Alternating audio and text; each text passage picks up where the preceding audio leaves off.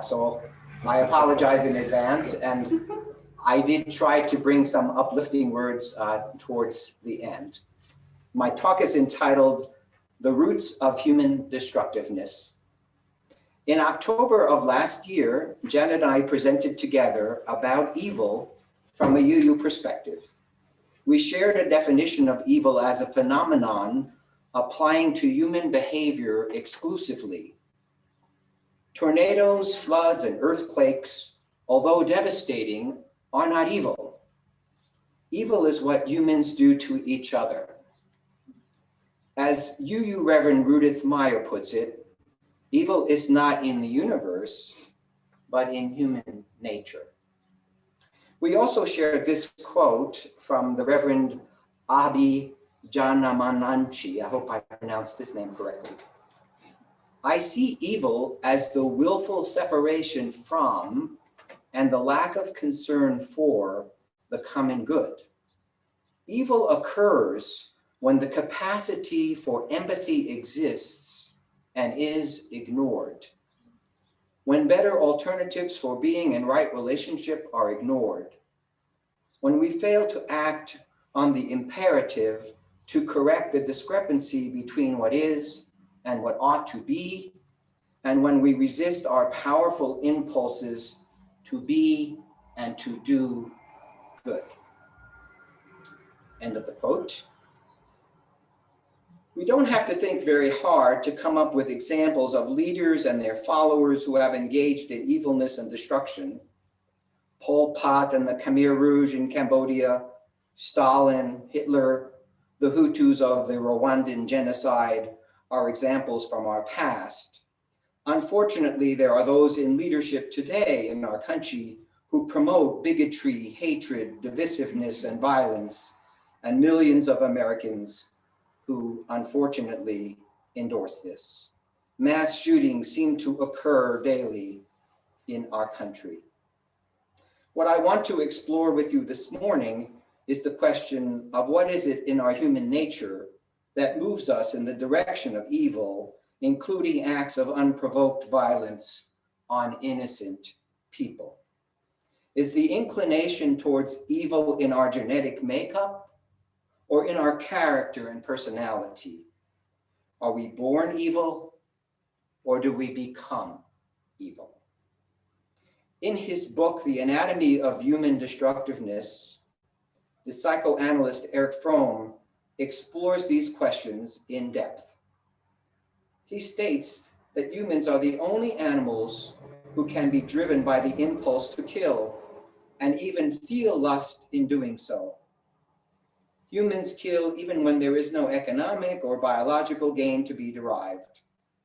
Fromm distinguishes between two types of aggression, one which is biologically adaptive, called benign aggression, from the other, non-adaptive or malignant aggression. Benign aggression is done in response to a threat or to meet a survival need and is common among all animal species. However, malignant aggression is unique to humans. Here is Fromm. Biologically maladaptive malignant aggression, that is destructiveness and cruelty, is not a defense against a threat. It is not phylogenetically programmed. It is characteristic only of people. It is harmful because it is socially disruptive. Its main manifestations, killing and cruelty, are pleasurable without meeting any other purpose. It is harmful not only to the person who is attacked, but also the attacker. Malignant aggression, although not an instinct, is a human potential rooted in the very conditions of human existence. That's the end of the quote. If I am interpreting Fromm correctly, he is saying that the potential for cruelty and malignant aggression exists in everyone. I have worked with combat veterans in my practice, and in my estimation, they were basically good people, but they confessed to deriving pleasure in the act of killing while in combat. On the more hopeful side, Fromm says that since malignant aggression is not instinctual, it can be rooted out of society. Some societies and cultures have little malignant aggression, while others, such as our own, have quite a lot. If humans are distinctly different from other animals because we harm and kill when it serves no rational purpose, what accounts for this? Fromm says there are two things. First, humans are among the species that are the least controlled by instincts from a standpoint of evolution. They are least controlled by instincts, and from the standpoint of evolution, the older, more primitive part of the brain. Humans have 3 times more neocortex than our hominid ancestors. There is little except the reaction to danger that we can say is instinctual in humans. Besides having more neocortex than other creatures, few species besides humans have the capacity for self-awareness and objectivity. Fromm believes that we are the only species that does not feel at home in nature because of having more neocortex, which allows for more self-awareness. He believed the capacity for self-awareness is what separates us from the natural world. Our existential challenge as humans is to restore our connection with nature. Because humans do not automatically feel at home in the natural world, we have to take some type of action to do so. We can choose to do this in a positive or a destructive way. The highest needs listed on psychologist Abraham Maslow's hierarchy of needs are belonging, self-esteem, and self-actualization. Ants in a colony, whales in an ocean, elephants in a herd don't worry about whether they fit into their societies, nor do they fear rejection. Humans are the only species we know of that can feel alienated and detached. Fromm believes humans feel detached from the natural world as much as from other people. He called this an existential crisis. He interpreted the expulsion from the Garden of Eden in the biblical story as an allegory for this kind of detachment. If you remember, it was eating the fruit from the tree of knowledge that resulted in the expulsion from the garden. I'm going to quote Fromm again. Self-awareness, reason, and imagination have disrupted the harmony that characterizes animal existence. Their emergence has made us into an anomaly, a freak in the universe. We are a part of nature, subject to her physical laws and unable to change them, and yet we transcend nature. We are homeless and yet chained to the home we share with all creatures.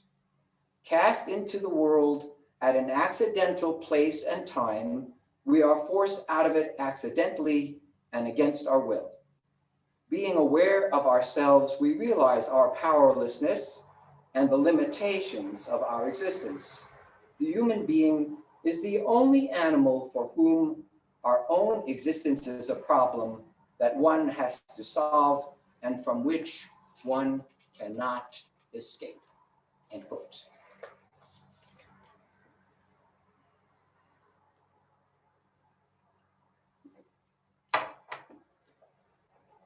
How we as people strive to overcome this existential crisis of separation from nature is determined by our character and personality.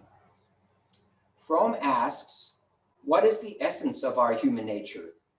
Is it basically good or evil? He says the potential for good and evil exists in all of us. The good and evil choices we make determine the direction our character and personality will take. He defines character as, quote, the relatively permanent system of all non-instinctual strivings through which we relate ourselves to the human and the natural world. Unlike other creatures, we require what Fromm calls a frame of orientation, a map to help us make sense of the world and guide our actions. Some of us, because of our character or personality, are attracted to a strong leader who helps to simplify life and reduce anxiety. The leader provides a frame of orientation for those who feel unable to do so by themselves. We humans also need goals. Other animals, or at least for the most part, don't choose goals, but instead are guided by the survival instinct. We, on the other hand, seem to be guided by an ultimate concern of our own making. Having an ultimate concern gives our lives meaning and direction. It is an expression of our beliefs, values, and choices. What each of us chooses as our ultimate concern can vary. It can be amassing money, obtaining power and domination, seeking physical attractiveness, or on the other hand, ones that benefit others. We can solve the problem of alienation from nature by succumbing to authoritarianism and fundamentalism, or we can be working for social justice or a sustainable planet, or to improve the welfare of children, etc. Are we motivated only by the selfish self-interest, or the fear of independence, or by a desire to inflict harm, or alternatively, by a desire to make the world better? We make the choice. Most other animals are not capable of this kind of thinking. In the first years of life, infants form a symbiotic or dependent relationship with their parenting figures. If we develop in emotionally healthy ways, we become progressively more independent and capable of loving others and of productivity, which helps the world. If emotional development does not occur optimally, the outcome as an adult can be dependency, narcissism, sadism, self-hate, or the hate of others. Parenting figures can either be positive or negative role models to the children in this regard. Children who are the victims of violence or who witness it in their home are more likely to behave aggressively as adults than others. The religions of the world exist to help foster and sustain a positive emotional development and a constructive life. As an example of healthy psychological development, think of embracing the golden rule, or perhaps, as we learned last week, the platinum rule.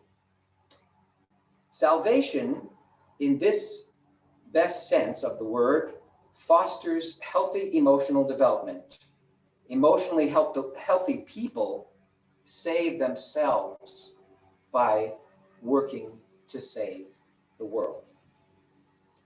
Fromm labeled those whose primary orientation as necrophilic characters. He was not referring to a sexual preference, but instead to an orientation towards one's whole life. And I quote Fromm again: "The necrophilic loves destruction and death. People who belong to this type find their most intense satisfaction when they kill or torture. All their energies are directed to the aim of destruction, although they often don't permit themselves to be aware of the nature of this passion." End quote. Fromm taught that the most basic distinction one could make about people in these different character orientations was that between those who love death and evil and those who love life and what is good. On the opposite pole from the necrophilic personalities are the life-loving personalities, or what he called biophilic. Fromm believed that no one could save another person by making the choice for them. I quote Fromm again: All that one can do is to show the alternatives truthfully and lovingly, yet without any sentimentality or illusion. Confrontation with the true alternatives may awaken all the hidden energies in a person and enable them to choose life. No one else can breathe life into us. End quote. Fromm constructs a clear message in order to stir people out of any illusion that life can be lived well with any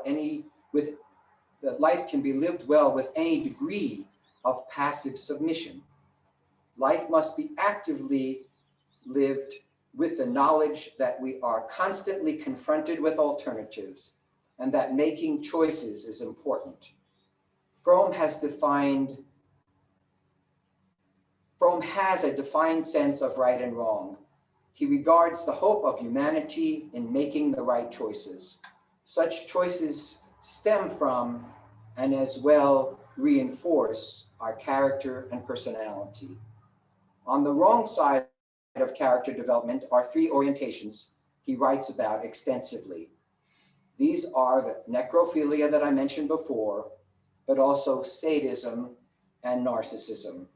And I can add one more personality type to this list, the psychopath. A sadist is a person with an intense desire to control, hurt, or humiliate another person.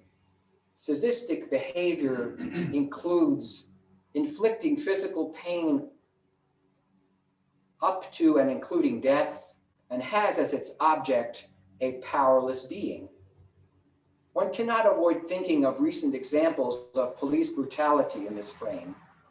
Prisoners of war, children, and animals are commonly victims of sadistic individuals.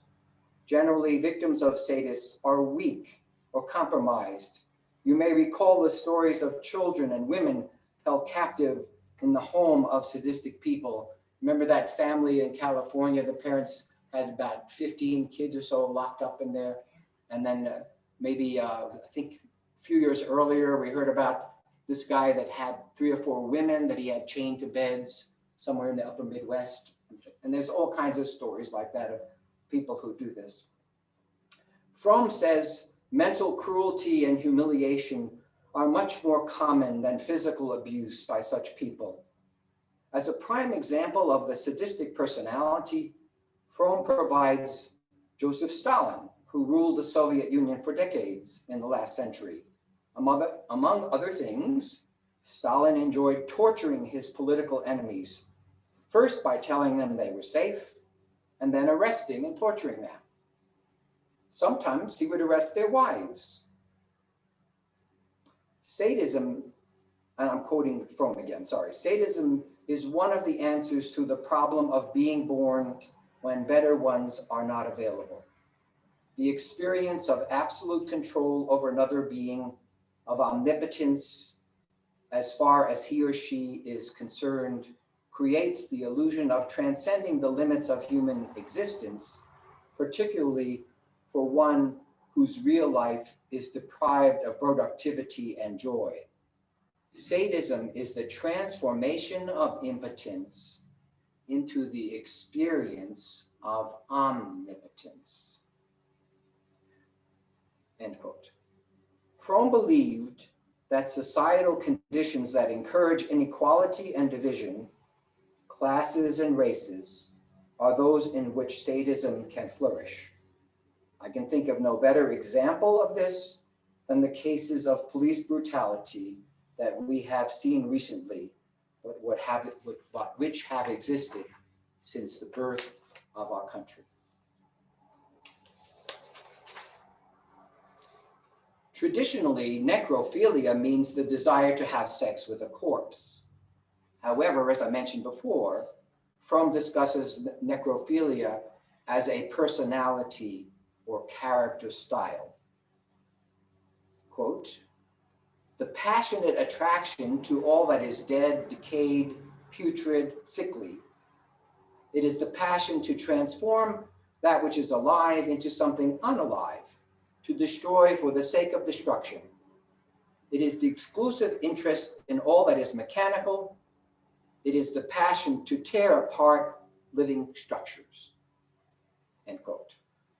Fromm contrasts necrophilia and the other destructive character orientations to biophilia, or the love of life. Destructiveness, I'm quoting again, is not parallel to, but the alternative to biophilia. Love of life, or love of the dead, is the fundamental alternative that confronts every human being. Necrophilia grows out of the development grows as the development of biophilia is stunted.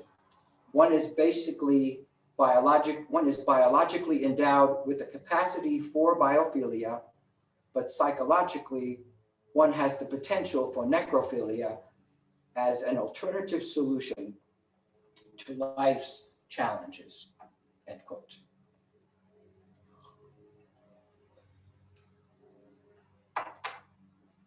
According to Fromm, people with a severe necrophilious character are dangerous. They thrive on hatred, are racist, war-seeking, and desire bloodshed and destruction. Hitler is an example of a leader with a necrophilial character. Others with a necrophilial character structure will follow such a leader.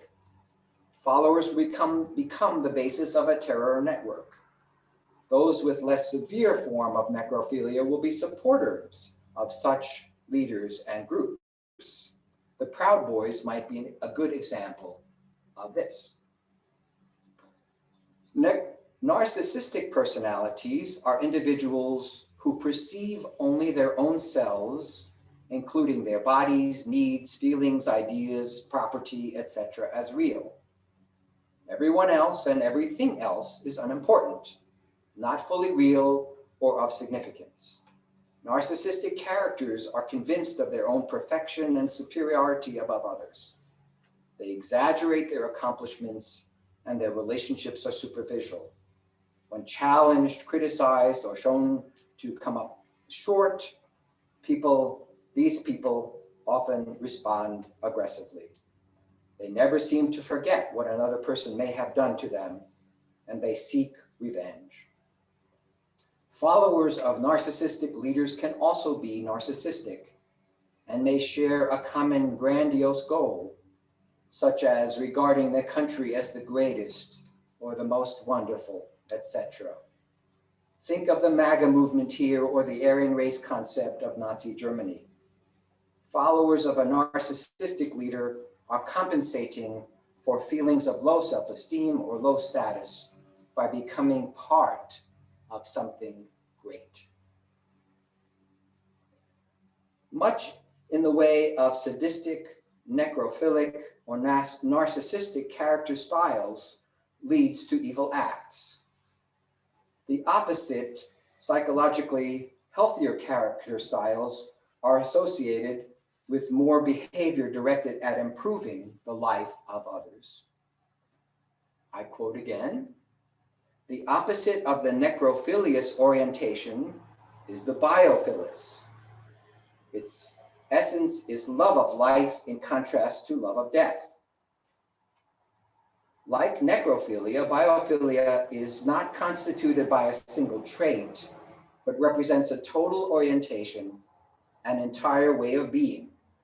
It is manifest in a person's bodily processes, in their emotions, in thoughts, in gestures. The biophilous orientation expresses itself in the whole person. The most elementary form of this orientation is expressed in the tendency of all living organisms to live, end quote. Fromm says that such people have a productive orientation. Biophilics are attracted to life and to growth. Biophilics are less concerned with having things be predictable and instead adventurous. They tend towards cooperation rather than domination. They make decisions based on reason and logic and the best interests of others. They manifest a love for other people, and they prefer living things to objects. They are not thrill seekers, but rather they appreciate life in all its forms. They do not need to acquire things. Biophilic characters are productive people. They are attracted to growth in all positive forms. They are more content with creating than owning. They are practical but not rigid.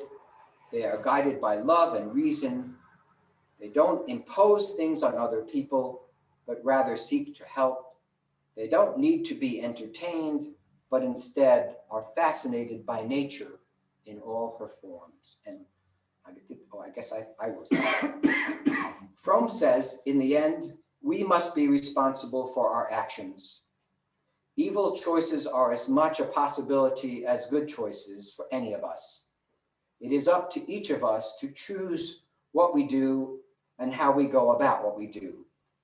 We will not make the right choices if we are not moved by the sorrow of another, a warm smile, the beauty of a songbird, or the beauty of a lush garden. Fromm says, if we are indifferent to these things, we are unlikely to make good choices. I want to close by offering some reasons for hope. In the past 20 years, psychotherapy work has been done with violent criminals using a variety of techniques, including training in empathy. The results have been modestly positive. Rates of recidivism among violent criminals have come down among those receiving therapy. This is encouraging news. Additional hope comes from organizations devoted to reducing conflict and promoting greater understanding, such as the Braver Angels. Our government can invest in promoting healthy families by raising the minimum wage, universal health care, preschool for all, etc. This creates opportunities for children to develop in a biophilic direction. We can also work to reduce stress and fear in society. Also, as we work to reduce stress and fear in society, less people will be drawn to radical groups with aggressive messages. We as youths can and do help by aligning with groups that seek to increase truth and foster understanding. We can also support the development of healthy families that raise biophilic children.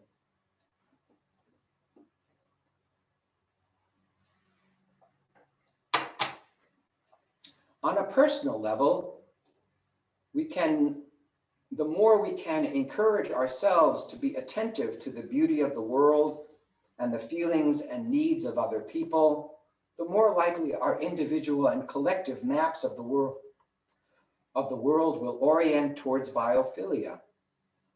I think positive faith institutions promote similar values.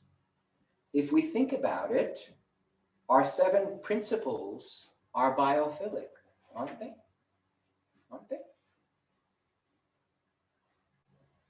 The more we follow them, the better people we become, and the more we can advance to the vision of the beloved community that Dr. King spoke of. If Fromm was correct that evil and destructiveness are rooted in character and personality, we can work for the positive side of them. The more we and others make choices for good, the more we enforce that in our biophilic character structure. Thanks for listening. And now,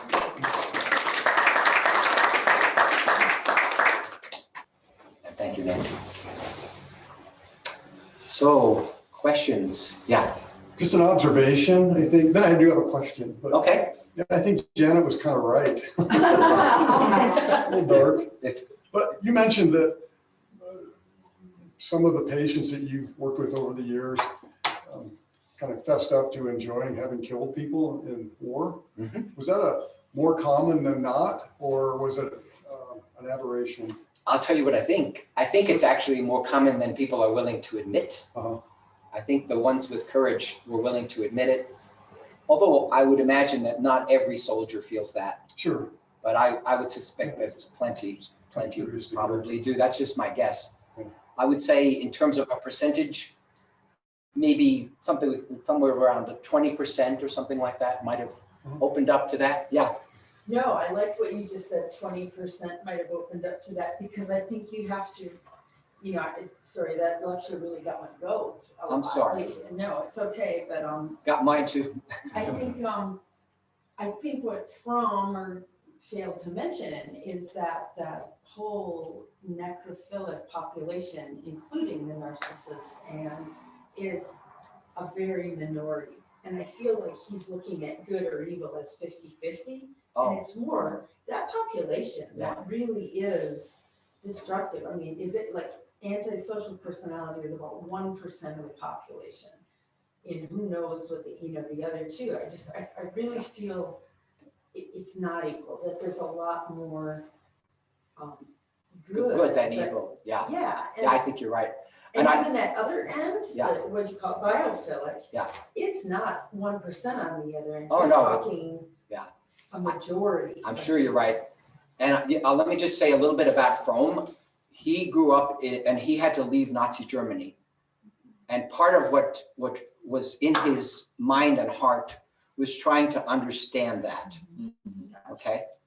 And if you look at all of his books, he pictures what an ideal society would be, like called a sane society. And he looks at these contrasts. But I don't think he would say it's 50-50.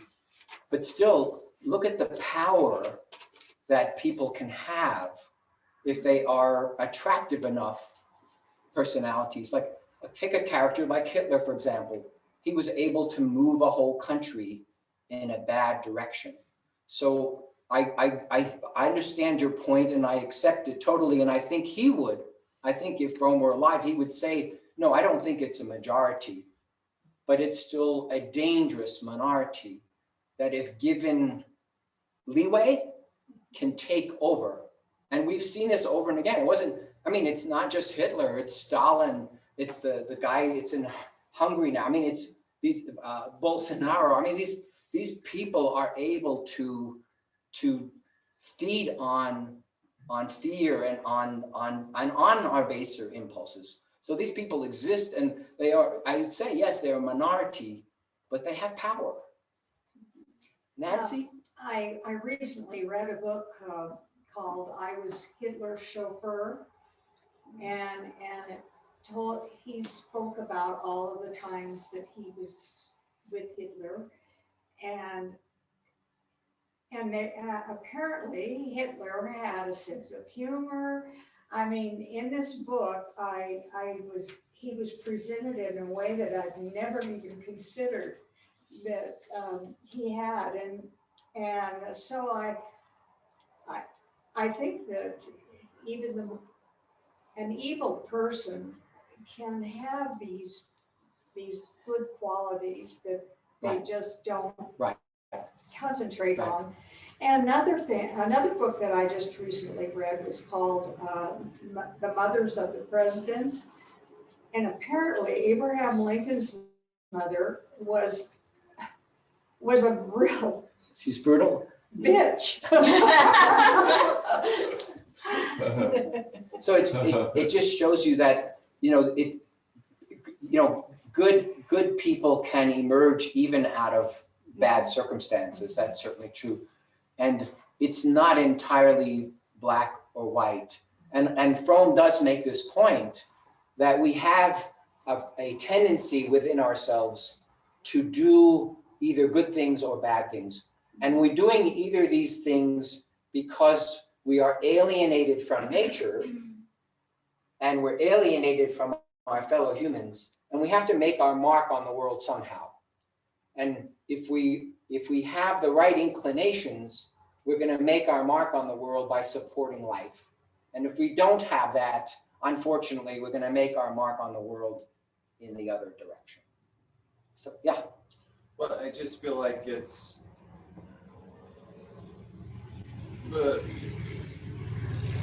sorry, I get really distracted by motorcycles. Me too.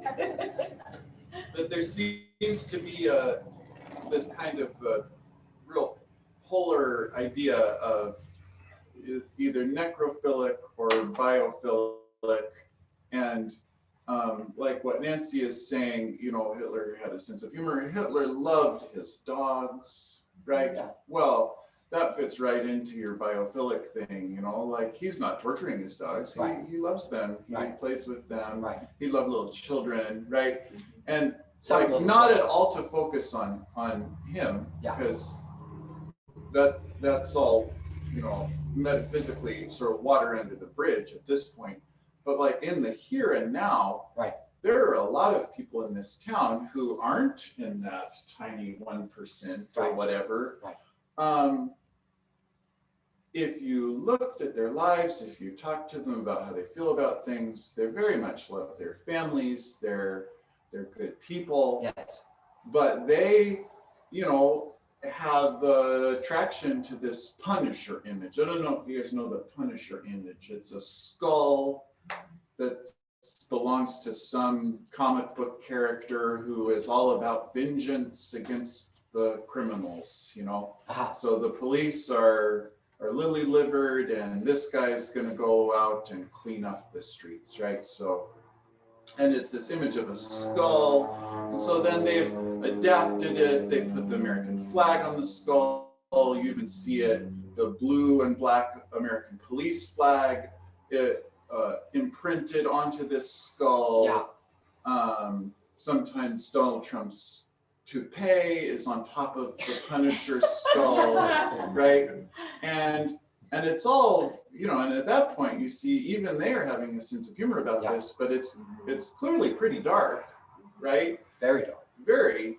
And yet these aren't psychopaths. No, They're our no, no. neighbors, you know? Right. And I would say that I have like one more thing to say about that, is that this idea of us and them, I think, is where it gets really dangerous. Because when it's us and them, and we can say there are a very small number of people who are pathological, Right. in their mindset, in their Their psychology, characters. and then there's the rest of us who are good people. Yeah. That it's like, well, no, we are all dealing with this. And you know, I feel like the whole idea that this is only an issue of the individual maybe is leaving us blindsided to our own prejudices and our own inabilities to Let me respond. move from our vision to our action, because we all seem to have a really good vision for a better world, but are we doing what we need to do to make that happen? Let me respond. Yeah, sure. And of course you'll be next. So I think that Fromm would say, and I certainly think of it this way, he did say that these tendencies exist in all of us, right? So there's no purely 100% necrophilious versus biophilious. These tendencies are in all of us. That's one point. And so in some people, the necrophilious seems to have more power. That's not that they're totally necrophilious, but their character structure seems to be more that way. And as an example, the sadist would be more in that category. Not that they're 100% sadistic, but they have a streak. Which is not to say that other people can't be sadistic at times, although they're predominantly not that way. Okay, so these tendencies exist for one side or the other in every person and in societies. So there's the micro level inside ourselves, and then there's the macro level. So yeah. Well, I just wanted to add on to that. Yeah. It really isn't even black and white in what you just said. No, it's Because gray. It's situational. So like in Ian's story, those people that were gonna kill the guy on the mountain, but they just got zealous about the copper. But normally, the other 80% of their lives, they like to go fishing Yes. and Yeah. and Yeah. hiking in the woods and Yeah. all those things. So I think you get attached to sometimes a negative belief that our nation's the best or copper is the way to go. So And that makes us, for a moment, necrophilic. yes. So we have these, are we in agreement that these tendencies exist in all of us to some degree or another? Well, we don't like even that idea. Okay. No, Okay. I'm listening. You with me on that? Okay. And so beliefs are part of the orientation. Beliefs, values, behaviors, feelings that can be construed around the necrophilius, or they can be construed around the biophilius. Right? And there's a continuum there, and we fall somewhere on the continuum. Nobody's 100% one way or 100% the other way. There's a range in human behavior. And he's just pointing out this range. And the reason he's pointing it out is he's saying these are the different ways that people choose to make their mark on the world, choose to overcome their existential separation. How do we choose to live? Do we choose to live in a way that predominantly creates and upholds life, or do we exist in a way that seeks to dominate over it or to engage in evil? And these tendencies are human. All humans have that capacity, and it's up to us to keep choosing to promote life. That's why we come to fellowship, because we want to build on the positives in ourselves. Somebody over here. Well, I was just thinking as everyone was talking, it seems like we can be trapped by ideology and beliefs that overshadow compassion. Yeah. And that was, the story that Ian told, how it is with my coworkers, even politically. I like to keep things just about the work because that's when we function the best. Yeah. And my coworkers are great at what they do, but when they get talking about certain things, it's like, whoa, I can see how people get trapped. And then the more people disagree with you, the more you want to be right. Right. And there's, Yeah. righteousness, ideology, beliefs that can interfere with the word is escaping me, but keeping us out of touch with our nature. Yeah. I don't disagree at all. Yeah, thank you. Yeah. Somebody else?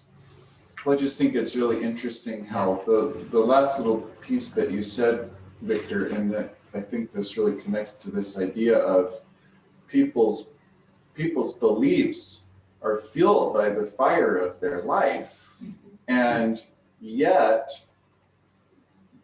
I almost want to challenge the whole concept, like we're the ones who are imagining the concept of evil, right? It's a human construction. Because when you say, support life, Yeah. and if you're not supporting life, that's evil, you could put that in the mouths of a pro-life person in the Christian evangelical camp. Absolutely. They could say that exact same thing, but they would be condemning us as evil.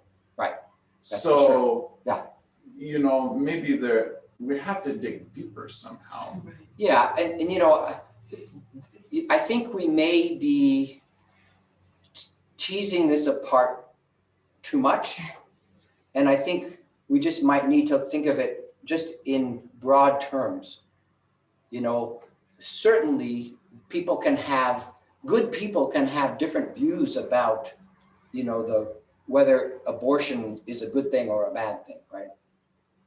No, I feel like there's such a big difference between thinking something's a good thing or a bad thing. I think abortion's a bad thing, but I think it's very necessary that our culture allows People for to our make those ability choices. to let people make that choice, Yes. right? Like who thinks abortion per se is a good thing, Right, nobody. right? So Or I maybe think, not nobody, but so, in certain cases like that, it's less about the issue than it is about the way the person approaches it, right? They can approach it in a, if you will, in a necrophilous way, in a sadistic way, in a I got you way, like the guy that comes into a UU church right. and he shoots the doctor who performs abortions. Right. So what do we want to say about that? Yeah. This is not a good thing, right? We want to say it's not a good thing. Right. On the other hand, we can see lots of good people, including people that I love and trust, who think that abortion is morally wrong under any circumstances. Right. And other people that I love and trust who see circumstances. So I don't think it's about the issue. I think it's about the way we approach the issue and the way we approach other people about the issue. So I think that's what Fromm is talking about. You know, do we live in a way that embraces other people, that embraces life, that wants to make the world a better way, a better place? Or do we want to, because we are driven by evil? Some people are driven by evil. That's, you know, some people are. Well, I just have a feeling that we're all in danger of being under the sway. Yes. Yes. And like this mention of who is it in what circumstance that Lisa said, like Thomas Jefferson, what a brilliant light and promoter of liberty. Yeah. And he beat his slaves, Yeah. you know? Right. So there's a perfect example of both biophilic and, if you will, necrophilic qualities. Yeah. So this is the human dilemma. This is the human situation. Yeah, there's also circumstance and that was accepted, right, at the time from society. So I think there's a lot of community involved in all these choices too. It's not an individual spectrum, it's a community spectrum. Yes. And I think Fromm would agree with both of what you guys said. I think we better, one more point. Yeah, go ahead, Rick. Oh, I think it was Cal, but I have one that I'd love to share though. Sure. Just this week, I met with a young man from Rwanda, a wonderful young man whose family was brutally murdered in front of him. It was horrible. Yeah. And he struggled, you know, with how to live, how to adapt to that. And he comes from a Christian background, and he felt he needed to forgive. So he went to the man that killed all his family, and he forgave him. And he said, I want you to come and live in my house. Wow. That's crazy. That's amazing. So yeah, that's pretty amazing. That's amazing. That's very amazing. Yes. Yeah. And Cal, we'll let you have last word if you want it. Well, just, this is a big topic. Yes, Last it is. words- Well, we got last 3 more word- weeks, right? My last word could last 3 weeks, but basically, I've been looking at the candles and I'm thinking what do we do about this? Yeah. Minute to minute, second to second. And I'm just thinking about light. Yeah. And so as we encounter each other, do we allow ourselves to just see each other first? Yeah. Before we judge, before we interpret, Yes. before we categorize. Yes. And what we see, for lack of a bigger word, is light. And do we make a decision to feed that or to feed something else? Yes. It's a choice, right? It's a choice. Every second. It's always a choice. Yeah. And the more we make those positive choices, the more we build that side of our character. Victor, thank you for pointing out that our principles, you know. Embody this. Yeah, Yeah, they do. Especially the 7th principle, right? yeah. That, I mean, Well, Can all of you- it, the inherent. all worth have their of it. dignity. Yeah, they're all, they're biophilic principles. Yeah, they really are. So, well, I think we should close. So I will extinguish the chalice.